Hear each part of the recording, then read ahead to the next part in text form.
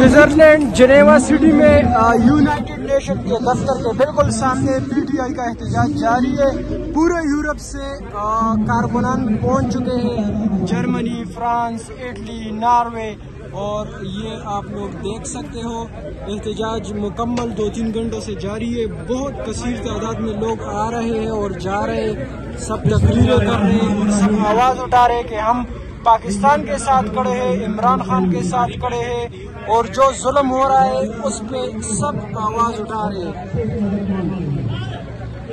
शिराज भट्टी Spain के PTI president हमारे साथ मौजूद है। सर बता दें कि यहाँ पर क्या हो रहा है? जी, इस वक्त यूनाइटेड नेशन के ऑफिस के आगे हम इस वक्त पूरे यूरोप के जो लोग हैं वो जमा हैं।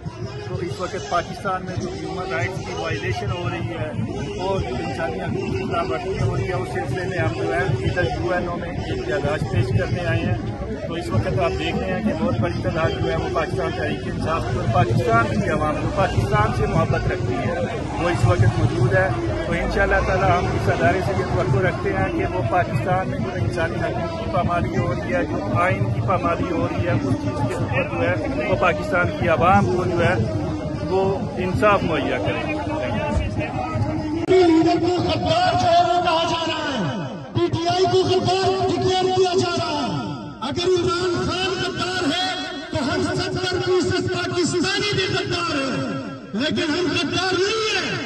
गद्दार जो इन लोगों ने लाके इवालों में बिठाए हैं, हम इनको बताते चले कि जनाब अली गद्दार जो है वो मेमो गैट्स वाले हैं, गद्दार ये डॉनलीक्स वाले हैं, ये जितने भी ये जो जिंदाल को मरी बगैर वीजा दिलाते हैं, गद्दार ये लोग हैं। गद्दार नवाज शरीफ है जो इंडिया की टीवी चैनल्स पर बैठ के कहता है कि अजमल कसाब पाकिस्तानी है। गद्दार नवाज शरीफ है जो मुंबई हमलों को पाकिस्तान से रिलेट करता है। गद्दार मेमो गैट्स वाले जरदारी है